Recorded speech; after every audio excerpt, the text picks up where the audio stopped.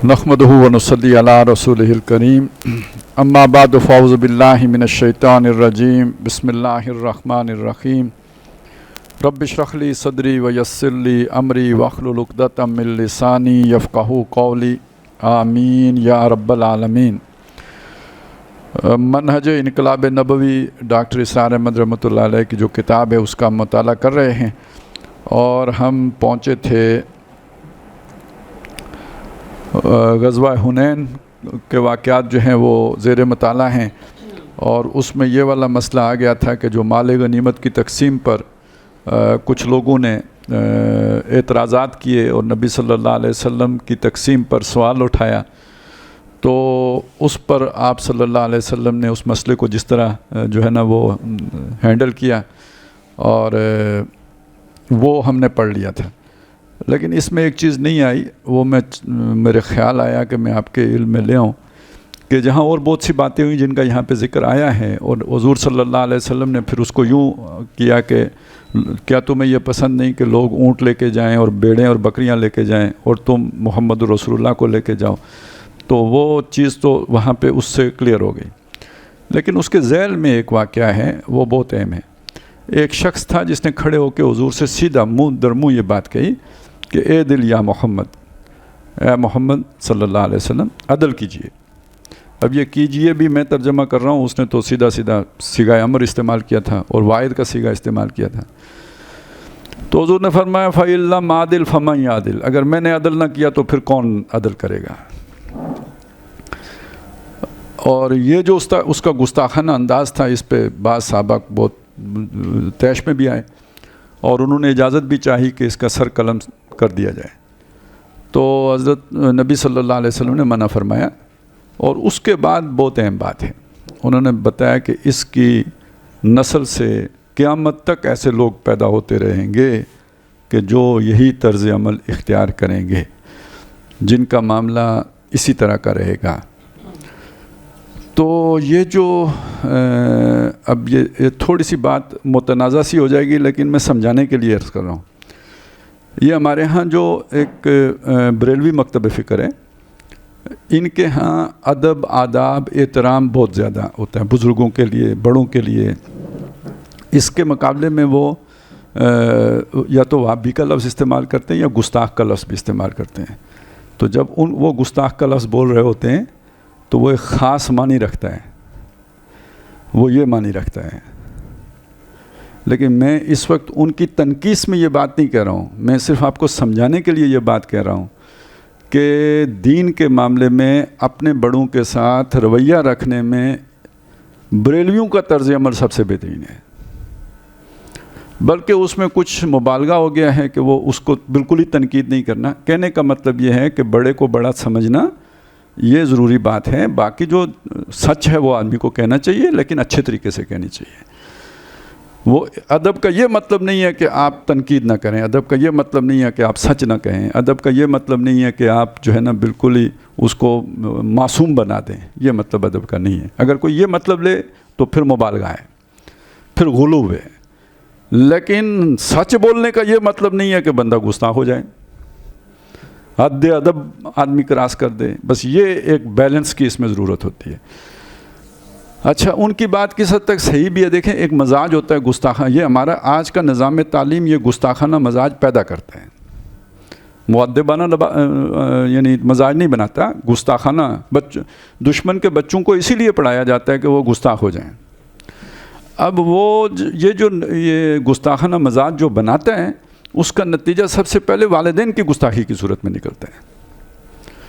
फिर उससे आगे जो है कुछ अरसे के बाद जो है ना वो फिर जो भी दीन के आइम्मा हैं उनके लिए निकलेगा। फिर करते करते इमाम अबू हनीफा कौन होता है हो जाता है, और फिर बात यहाँ रुकती नहीं, बात फिर वहाँ पहुँचती है उमर कौन होता है। तो उससे अगला कदम तो यही होता है ना कि अल्लाह का पैगाम मेरे पास है, बीच में मुस्तफ़ा कौन होता है। तो ये फितना इनकार हदीस असल में बीच में यही है ना, मुस्तफ़ा कौन होता है। अगर वो ये बात ज़बान से ना भी कही जाए तो मतलब तो यही है ना। और बाज़ बदबख्तों ने कह भी दिया कि अल्लाह का पैगाम हमारे पास मौजूद है, तो जब आपको ख़त मिल गया तो डाकिए का क्या काम। اب اس گستاخی کی آپ کو سمجھ میں آئی ہے نا. تو اے دل یا محمد سے جو حضور نے فرمایا کہ اس کی نسل سے ایسے لوگ قیامت تک پیدا ہوتے رہیں گے جن کا رویہ یہی ہوگا. آج اچھا اس سے بعد میں جب یہ خارجی فتنہ نکلا نا خوارج، تو ان کا بھی انداز یہی تھا، تو لوگوں نے اس کو ان کے ساتھ جوڑا. اور بعض کا کہنا یہ ہے کہ وہ فتنہ اٹھانے والے در حقیقت اسی کے فیملی ممبرز تھے. اور آج کل اسی خارجی فتنے کو صرف اس حد تک جوڑا جاتا ہے کہ یہ جو تکفیری سوچ کے عامل ہیں، جو مارتے ہیں، قتل کرتے ہیں، تو ان کو کہتے ہیں یہ خارجی ہیں. لیکن کیا پرویز مشرف میں نے اس میں نہیں آئے گا جو کسی کو کسی کی خاطر میں ہی نہیں لاتا دین کے بڑے سے بڑے کو، تو وہ بھی تو خارجی فتنہ ہی ہے نا. پھر وہ بھی تو پھر یہی ہے نا. تو ہر وہ شخص جو دین کے معاملات میں یہ گستاخانہ رویہ اختیار کرے وہ پھر اسی ذیل میں آئے گا. آگے وہ تکفیری ہوتا ہے یا نہیں ہوتا، لیکن یہ والا معاملہ یہ سمجھیں ایک مزاج ہے، اور وہ مزاج جس میں بھی ہے.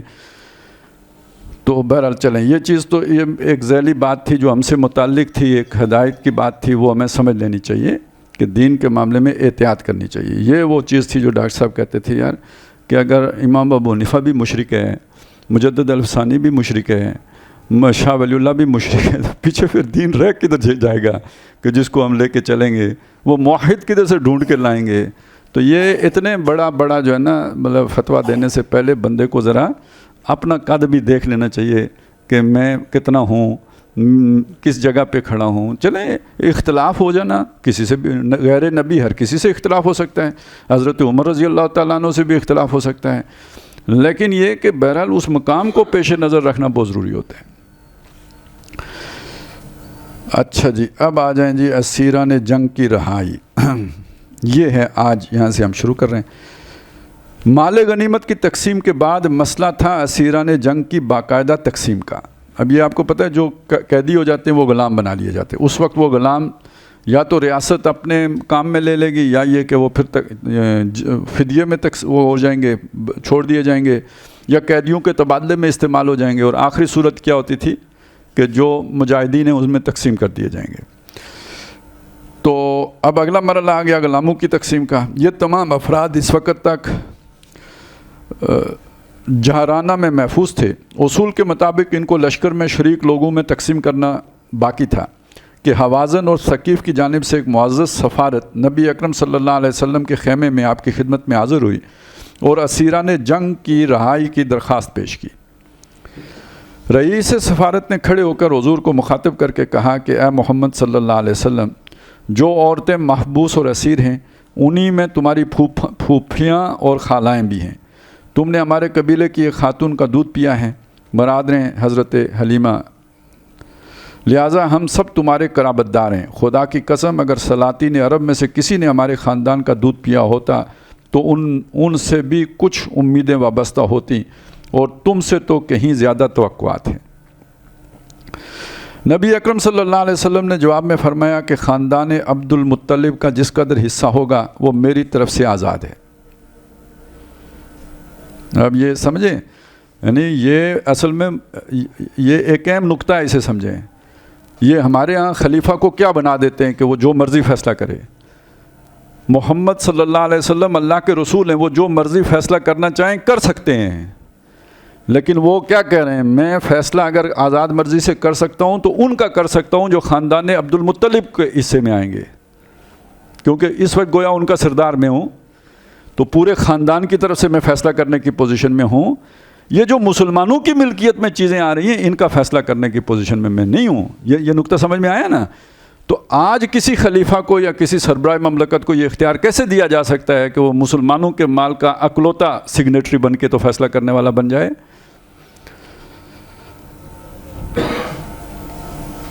نبی اکرم صلی اللہ علیہ وسلم نے جواب میں فرمایا کہ خاندان عبد المطلب کا جس قدر حصہ ہوگا وہ میری طرف سے آزاد ہے، لیکن عام رہائی کی تدبیر یہ ہے کہ نماز کے مجمع میں یہ درخواست پیش کرو. یعنی مجھ سے یہ درخواست نہ کرو، یہ درخواست مسلمانوں سے کرو. نماز کا مجمع ہوگا، وہاں آؤ اور مسلمانوں کے سامنے یہ درخواست رکھو. یہ اس وقت کے ریفرنڈم کی صورت ہے. چنانچہ نماز ظہر کے بعد رئیس سفارت نے یہ درخواست مجمع میں پیش کی. حضور نے مجمع کو خطاب کرتے ہوئے فرمایا، مجھے صرف اپنے خاندان پر اختیار ہے. جس کا حصہ میں چھوڑتا ہوں اور تمام مسلمانوں سے بھی اسیران کی رہائی کی سفارش کرتا ہوں. حکم دیتا ہوں نہیں، سفارش کرتا ہوں. مہاجرین اور انصار اور دوسرے لوگ پکار اٹھے ہیں، ہمارا حصہ بھی حاضر ہے. چنانچہ اس طرح دفتن 6000 اسیران آزاد ہو گئے. اچھا، یہ اس سے ملتا جلتا منظر میں نے ایک دیکھا ہے، میری خوش نصیبی ہے وہ منظر مجھے دیکھنے کا موقع ملا. 1998 میں جب طالبان کی حکومت تھی تو ہمیں وہاں جانے کا اتفاق ہوا، اور اسی دوران 2 جو ہے نا قاتل، ان کی سزائے موت پر عمل درآمد جو ہے نا وہ ہونا تھا ہمارے وہاں کے کابل قیام کے دوران. تو وہ سب کو لوگ وہاں اسٹیڈیم میں آئے ہوئے تھے، جیسے آپ کرکٹ کا میچ دیکھتے ہیں تو اس طرح وہاں پہ اسٹیڈیم تھا بہت بڑا، اس اسٹیڈیم میں وہ کام ہونا تھا.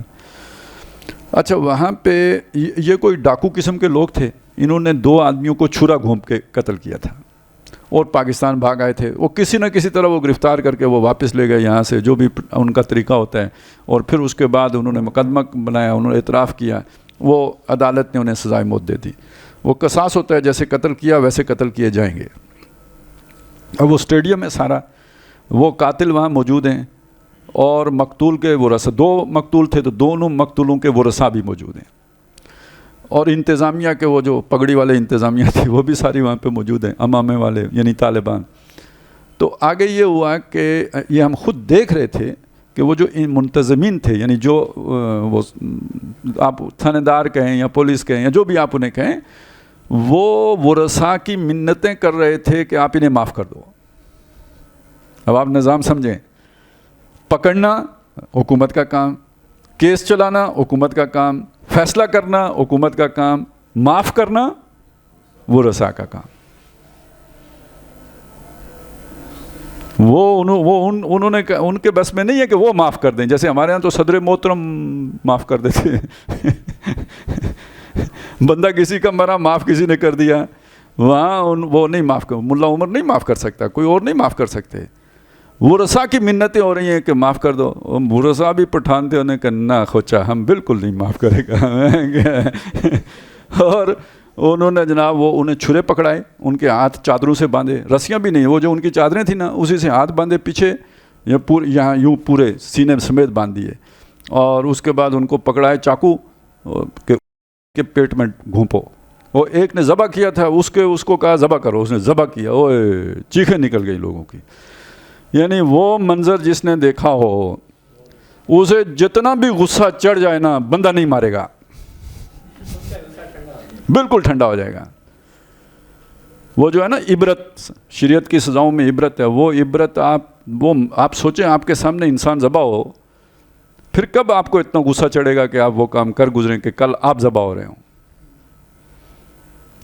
تو بہرحال وہ دیکھیں، میں جو سمجھانا چاہ رہا تھا وہ کہ حکومت نے یہ اختیار اپنے ہاتھ میں نہیں رکھا کہ جس کو چاہے معاف کر دے. وہی بات ہمیں یہاں نظر آتی ہے کہ قیدی چھڑانے ہیں تو لوگوں سے پوچھو بھائی، یہ میں جو ہے نا چھوڑنے والا نہیں ہوں.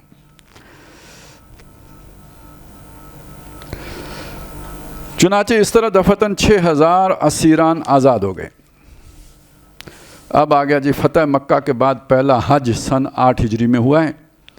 اب آئیے کہ دوسرے چند عام واقعات کی طرف. نبی اکرم صلی اللہ علیہ وسلم کے تدبر کو دیکھیے کہ اگرچہ 8 ہجری میں حضور مکہ میں داخل ہوئے تھے ایک فاتح کی صورت میں اور ایک فیصلہ کن انداز میں، اور جیسا کہ میں پہلے عرض کر چکا ہوں کہ آپ نے تمام بتوں کو اسی موقع پر پاش پاش کر دیا تھا. گویا جعل حق و زحق الباطل ان الباطل کان زحوقا کہ وعدہ الہی کا ظہور ہو چکا تھا. آپ کو یہ تو پہلے ہی سے اندازہ تھا کہ قریش میں بالکل دم نہیں ہے کہ وہ اسلامی فوج کا مقابلہ کر سکیں. ان کی طرف سے کسی قسم کی مزاحمت کا کوئی امکان نہیں تھا. اسی وجہ سے تو آپ نے صلح کی تجدید سے اعراض اختیار فرمایا تھا. لیکن فتح مکہ کے بعد آپ نے یہ نہیں کیا کہ وہاں کے پورے نظام کو یکسر بدل دیا ہو. یار خدا کے لیے اس جملے پر غور کیجیے گا. ہمارے ہاں ہم یہ توقع رکھتے ہیں کہ بھائی ایک رات میں ہی انقلاب آ جائے اور جو ہے نا وہ جو قواس جو ہے نا کالے سے سیاہ سفید ہو جائے. یہ دیکھ لیجئے کہ نبی صلی اللہ علیہ وسلم ایک انقلابی عمل کے نتیجے میں آپ چاہتے تو کر بھی سکتے تھے، لیکن آپ کا تدبر، آپ کی حکمت متقاضی ہوئی کہ ایک دم نظام کو نہ تبدیل کیا جائے. مکے کے نظام کو پوری طرح یکدم نہیں تبدیل کیا. اس کے بالکل برعکس آپ نے وہ مختلف ذمہ داریاں جو قریش کے مختلف خاندانوں کے سربراہوں کی تحویل میں تھیں انہی کے سپرد رہنے دیں، ان سے لی نہیں، انہی کے پاس رکھی. قطع نظر اس سے کہ وہ ایمان لائے ہوں یا نہ لائے ہوں، آپ نے وہاں کے انتظامی معاملات کو بالکل ڈسٹرب نہیں کیا. یہ جو ایڈمنسٹریشن ہوتی ہے اس کی یہ اہمیت ہوتی ہے، نہیں تو آپ سنبھال نہیں سکیں گے ایک دم. یہ وہ چیز ہے جو ہم سمجھانے کی کوشش کرتے ہیں، یار آپ اگر اس نظام کو جو چل رہا ہے اسے تباہ کر دو گے تو پھر اس کے بعد دوسرا نظام کون سا ہوگا جو لے کے تو معاشرے کو چلے گا؟ وہ ایڈمنسٹریشن کدھر سے لاؤ گے جو یہ سارا نظام سنبھالے گی؟ وہ ہے نہیں آپ کے پاس. لیکن ادھر وہی گستاخ والی بات ہے نا پھر، کہ ہم نے اس کو تو توڑنا ہے، باقی جو ہو باقی مرو، جو جدھر مرضی جاؤ. تو آپ نے وہ انتظامی جو وہاں پہ ہائرارکی تھی اس کو ڈسٹرب نہیں کیا، برقرار رکھا.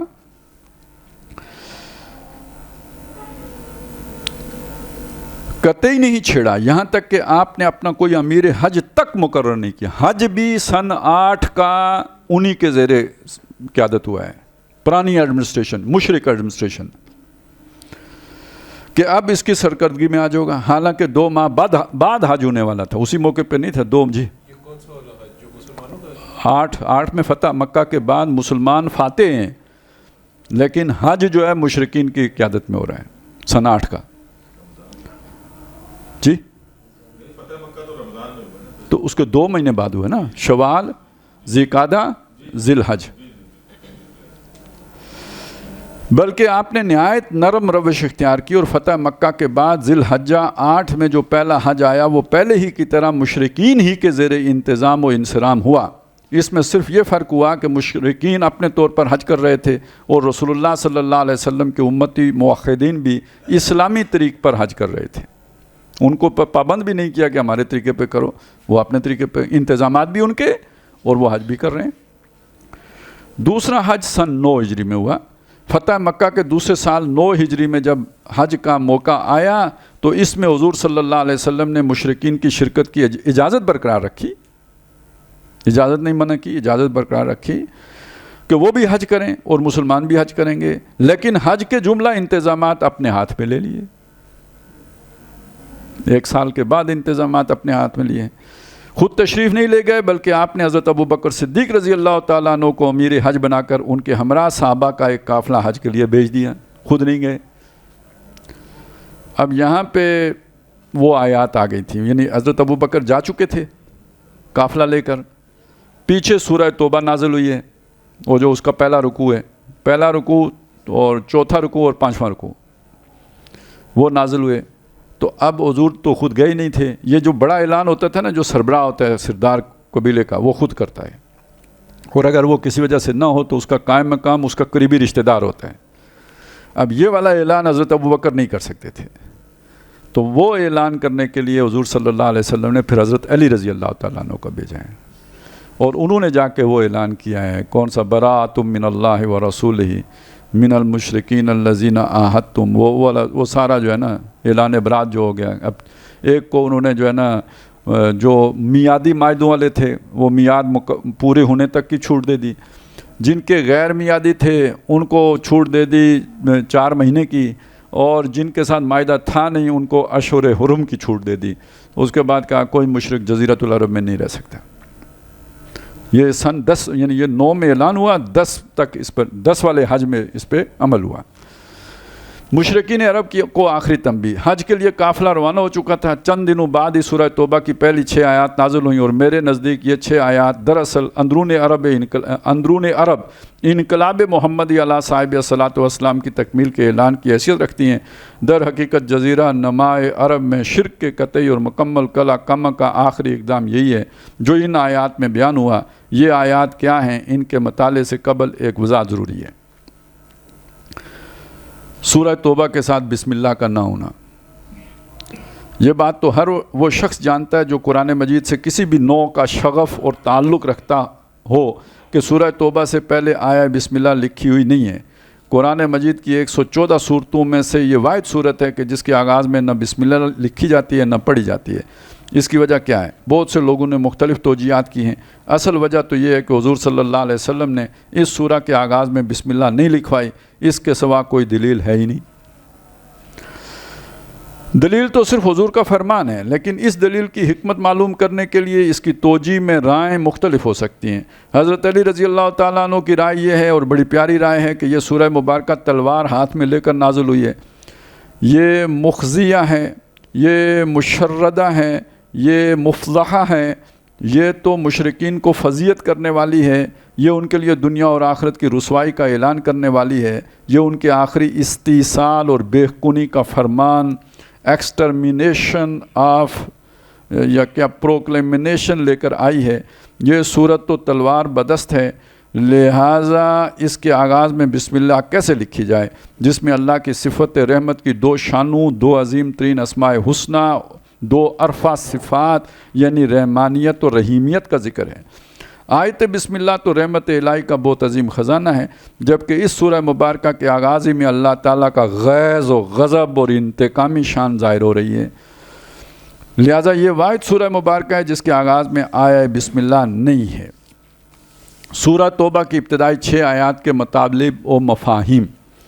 اب آئیے سورہ توبہ کی ابتدائی 6 آیات اور ان کے مطالب و مفاہیم پر غور کریں۔ فرمایا براءۃ من اللہ ورسولہ الی الذین عاہدتم من المشرکین۔ یہ اعلان ہے لا تعلقی کا، بیزاری کا، برات کا، اللہ کی طرف سے اور اس کے رسول کی طرف سے ان سب مشرکین کے لیے جن سے اے مسلمانوں تم نے معاہدہ کیا ہوا ہے۔ اس کی شرح بعد میں آئی ہے کہ جن مشرکین نے معاہدہ کی شرائط اپنی طرف سے پوری کی ہیں، تم بھی اپنی طرف سے ان شرائط کو پورا کرو، لیکن اس مدت تک جس کے لیے کہ معاہدہ ہوا ہے۔ اب کسی مشرک قبیلے کے ساتھ معاہدہ کی تجدید یعنی رینیول نہیں ہوگی، اس لیے کہ اب انقلاب محمدی علی صاحب الصلاۃ والسلام کی تکمیل کا مرحلہ آ گیا ہے۔ آگے فرمایا فسیخوا فی الارض 4 اشہر، تو وہ چل پھر لیں زمین میں 4 مہینے، وَاعْلَمُوا أَنَّكُمْ غَيْرُ مُعْجِزِ اللَّهِ، اور تم سمجھ لو کہ تم اللہ تعالیٰ کو ہرا نہیں سکتے۔ چونکہ یہ اشہر حرم ہیں، ان میں خون ریزی ممنوع ہے، یہ حرمت والے مہینے ہیں، اور تو تمہیں 4 مہینوں کی مہلت ہے، اور تم اللہ تعالیٰ کا مقابلہ نہیں کر سکتے، اور تم وہ صورت دیکھ چکے ہو کہ جاء الحق وزهق الباطل ان الباطل کان زہوقا وان اللہ مخزی الکافرین، اور یہ کہ اللہ تعالیٰ کافروں کو رسوا و ذلیل و خوار کر کے چھوڑے گا۔ اب تکمیل کا اعلان ہے جو تیسری آیت میں آ رہا ہے، وَأَذَانٌ مِّنَ اللَّهِ وَرَسُولِهِ، یہ اعلان عام ہے اللہ اور اس کے رسول کی طرف سے، إِلَى النَّاسِ یوم الحج الاکبر، تمام نوع انسانی کی طرف سے حج اکبر کے دن۔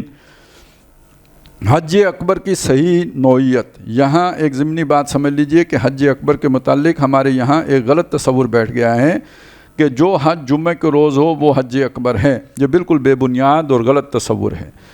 حج اکبر در حقیقت حج ہی کو کہتے ہیں، اس لیے کہ عرب میں اسلام سے پہلے عمرہ کو حج اصغر کہا جاتا تھا، اس لیے کہ اس میں بھی قیام منا، وقوف عرفات، رمات، جمرات اور قربانی کو چھوڑ کر دوسرے مناسک جو خالصتاً بیت اللہ سے متعلق ہیں، جیسے احرام، طواف قدوم، سعی بین الصفا والمروہ، طواف وداع شامل ہیں۔ تو عمرہ حج اصغر ہے، اور 9 ذی الحجہ کو وقوف عرفات حج اکبر ہے۔ وقوف عرفہ کا جمعہ کا دن آ جانا اس کی کوئی خصوصی اہمیت نہیں ہے، لیکن غلط العام کے طور پر یہ بات پھیل گئی ہے کہ وقوف عرفہ کا جمعہ کے دن آنا حج اکبر ہے۔ برات کا اعلان عام، فرمایا وَأَذَانٌ مِّنَ اللَّهِ وَرَسُولِهِ إِلَى النَّاسِ يَوْمَ الْحَجِّ الْأَكْبَرِ أَنَّ اللَّهَ بَرِيءٌ مِّنَ الْمُشْرِكِينَ وَرَسُولُهُ۔ اعلان عام ہے اللہ اور اس کے رسول کی طرف سے لوگوں کے لیے حج اکبر کے دن کہ اللہ اور اس کے رسول کا مشرکین سے بری ذمہ ہیں، اور ان سے اللہ تعالیٰ اور اس کے رسول کا کوئی تعلق باقی نہیں ہے۔ آگے فرمایا فَإِن تُبْتُمْ فَهُوَ خَيْرٌ لَكُمْ، اب اگر تم توبہ کرو یعنی اسلام قبول کر لو تو یہی تمہارے لیے بہتر ہے۔ وَإِن تَوَلَّيْتُمْ فَاعْلَمُوا أَنَّكُمْ غَيْرُ مُعْجِزِ اللَّهِ، اور اگر تم نہ مانو تو جان لو کہ تم اللہ کو شکست نہیں دے سکتے۔ वबश्शिर लज़ीना कफ़रू बेअज़ाबिन अलीम, और इन काफरों को ए नबी आप दर्दनाक अज़ाब की खुशखबरी दे दीजिए। यहाँ तक 3 आयत का हमने मुताला ख़त्म किया। अब चौथी आयत के मज़मून का मैं पहले हवाला दे चुका हूँ। आयत और इसका तर्जमा सुन लीजिए। इल्लल्लज़ीना आहदतुम मिनल मुशरिकीन सुम्मा लम यनकुसूकुम शय्यन व लम युज़ाहिरू अलैकुम अहदन फ़अतिम्मू इलैहिम अहदहुम इला मुद्दतिहिम व इन्नल्लाहा युहिब्बुल मुत्तकीन। उन मुशरिकों के कि जिनसे तुम्हारे मायदे हैं, फिर उन्होंने अपने ऐद को पूरा करने में कोई कमी नहीं की और न तुम्हारे ख़िलाफ़ किसी के साथ गठजोड़ किया, तो ऐसे लोगों के साथ जो तुम्हारा मायदा है तुम उसे मुद्दत मायदा तक वफ़ा करो। बेशक अल्लाह ताला मुत्तकियों से मोहब्बत रखता है। जैसा कि मैं अर्ज़ कर चुका हूँ, इस उसलूब में यह हिदायत मुज़मर है कि अब उनसे भी मायदा की तजदीद नहीं होगी। अज़ाब इस्तिसाल वाली आयत। अब 5वीं आयत वो आ रही है जो मुशरिकीन अरब के लिए अज़ाब इस्तिसाल वाली सख्त तरीन आयत है। मेरे हकीर मताले के मुताबिक इससे सख्त कोई आयत कुरान मजीद में नहीं है, और इस सूरह मुबारका की यही आयत जिसमें तलवार हाथ में लेकर उतरने वाली शान नुमायाँ नज़र आती है। फरमाया फ़ैज़न सलखल अशहुरुल हुरुम, तो जब ये हराम महीने गुजर जाएँ, पस ख़त्म हो जाएँ, फ़क़्तुलुल मुशरिकीन हैसु वजदतुमूहुम, तो कत्ल करो मुशरिकों को जहाँ कहीं उनको पाओ, तो वख़ुज़ूहुम, और उन्हें पकड़ो, वक़्सुरूहुम, और उनका मुआसरा करो, वक़उदू लहुम कुल्ला मरसद, और इनको पकड़ने के लिए उनकी खूब खबर लेने के लिए हर गात में बैठो। फ़इन ताबू व अक़ामुस्सलात व आतुज़्ज़का, तो अगर वो तौबा करें और ज़कात अदा करें और नमाज कायम करें, तो फ़ख़ल्लू सबीलहुम, तो उनका रास्ता छोड़ दो। इन्नल्लाह गफ़ूरुर रहीम, यकीनन अल्लाह ताला गफ़ूरुर रहीम है। ये किसी के पास नई वाली किताब है? इसमें ये सारा आया हुआ है। इसमें असल में एक वो क्या कहना चाहिए, मुतशाबे लगा है डॉक्टर साहब को। वो जो पहले कहा ना, जो 4 महीने अशूर हुरुम गुजरे, वो तो 4 महीने आप ज़िकादा में ऐलान कर रहे हैं, ज़िलहज्जा में, उसके बाद कौन से 4 महीने आते हैं अशूर हुरुम? बस ख़त्म कहानी।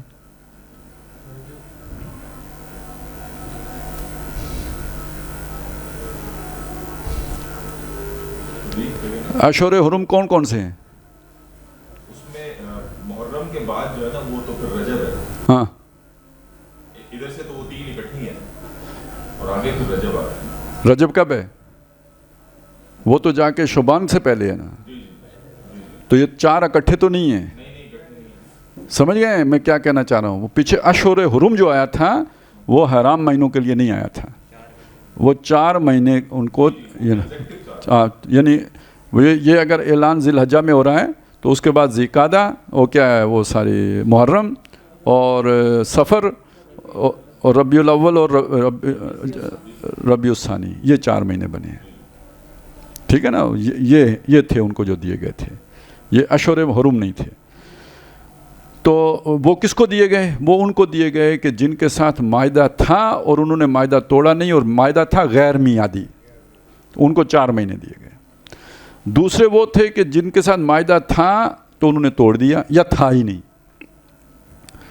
उनके साथ ये वाला मामला किया गया है कि आपका मामला ये है कि अशूर हुरुम, तो वो तो उनको 2 महीने मिले क्योंकि ज़िकादा हैं, तो इसके बाद उन्हें जो है ना वो मिल गया, मुहर्रम मिल गया, और बस यही 2 मिले, मुहर्रम और सफ़र, ये 2 महीने उन्हें मिल गए। अच्छा, इन्हें 4 नहीं मिले, इन्हें 2 मिले, जिन्होंने तोड़ा था या जिनका था नहीं।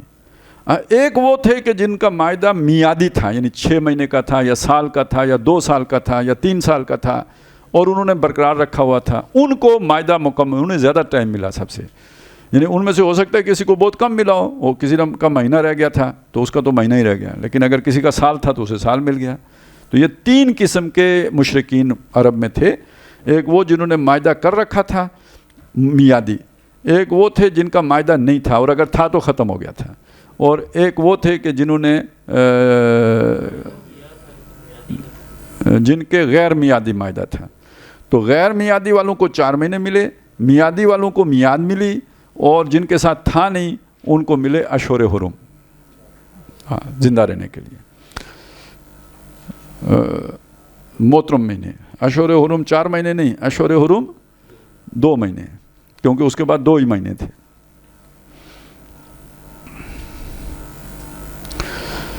اب اس آیت کو اب اس آیت کی امپلیکیشن سمجھ لیجئے کہ اس سے مراد کیا ہے، اس کا مطلب کیا ہے۔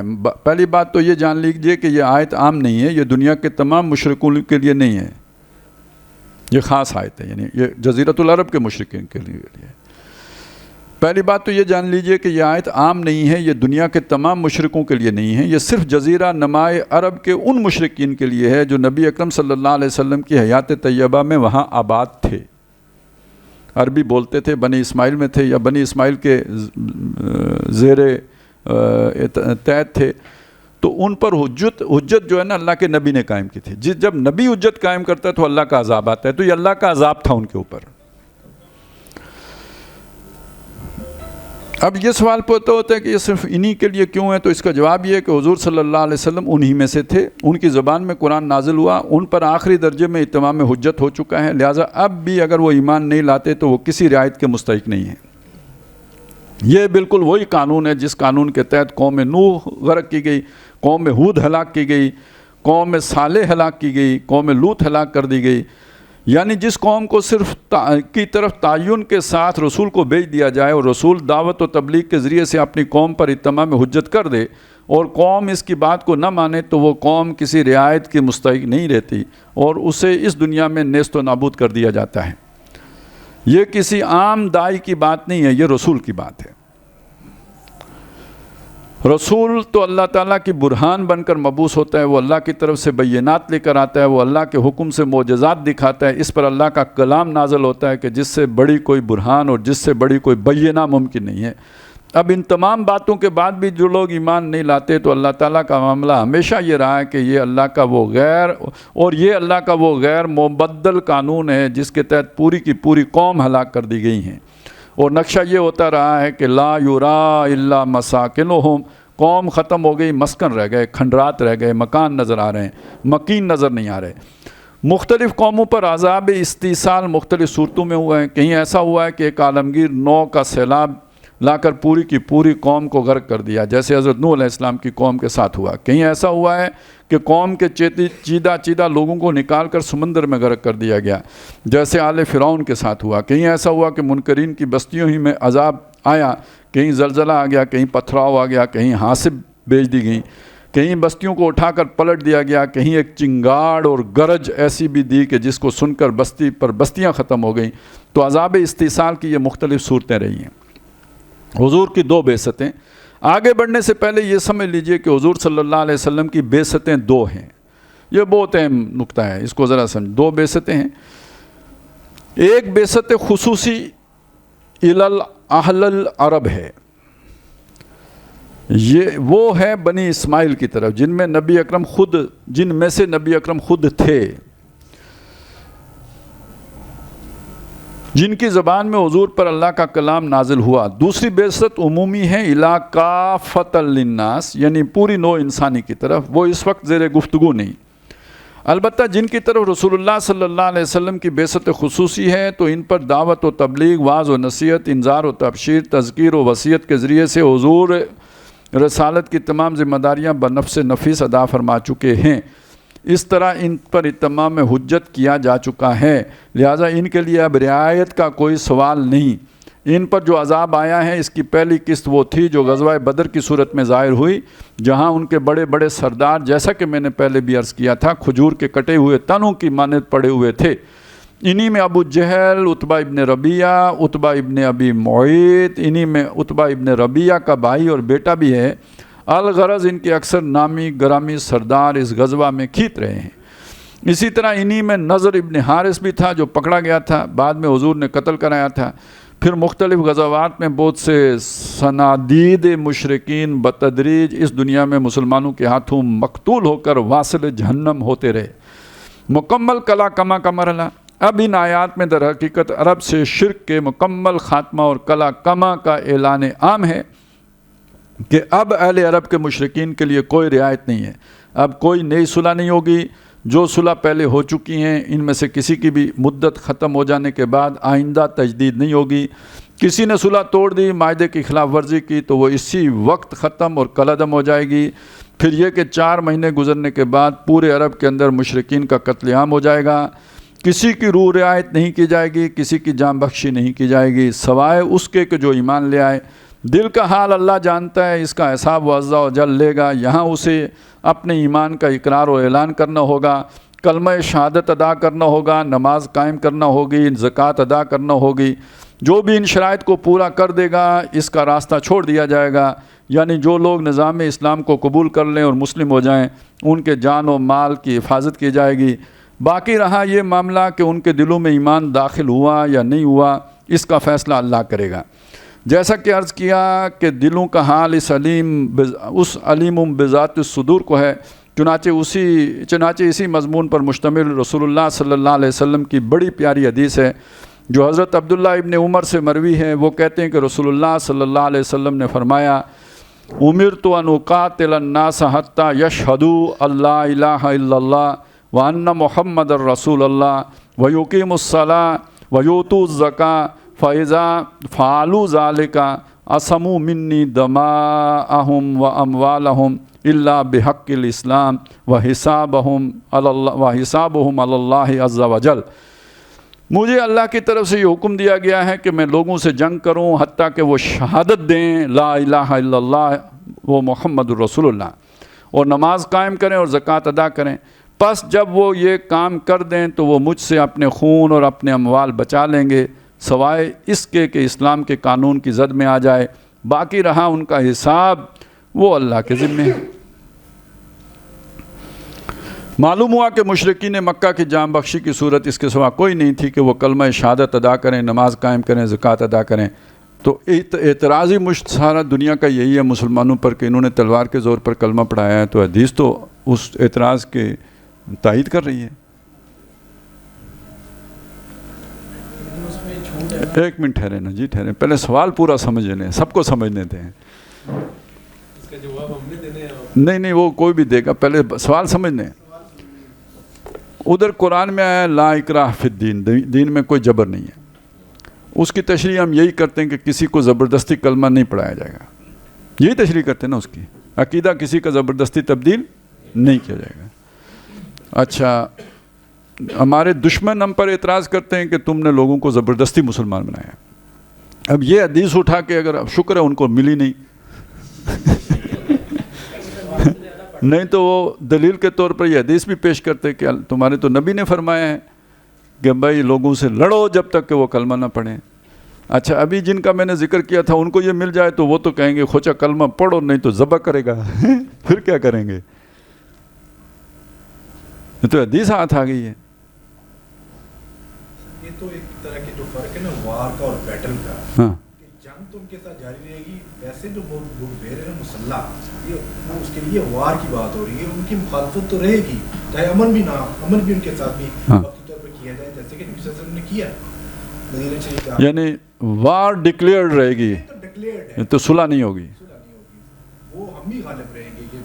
تو لیکن یہ اس کا مطلب یہ ہے کہ یہ جو مسلمان ایران پر غالب آ گئے تو انہوں نے وہاں پہ کیوں ان کو پھر زندہ رہنے کا حق دیا جو اسلام جنہوں نے نہیں لایا تھا؟ ہمارا چلتا رہا نا۔ نہیں تو یہاں سسٹم کی بات نہیں ہے، یہاں کلمہ پڑھنے کی بات ہے۔ امر تو مجھے حکم دیا گیا ہے ان اقاتل الناس، کہ میں قتل کرتا، لڑائی لڑتا رہا ہوں لوگوں سے، ناس لوگوں سے، حتیٰ یشہدوا اللہ الہ الا اللہ، جب تک کہ وہ گواہی نہ دے دیں کہ اللہ کے سوا کوئی معبود نہیں ہے۔ کوئی شک؟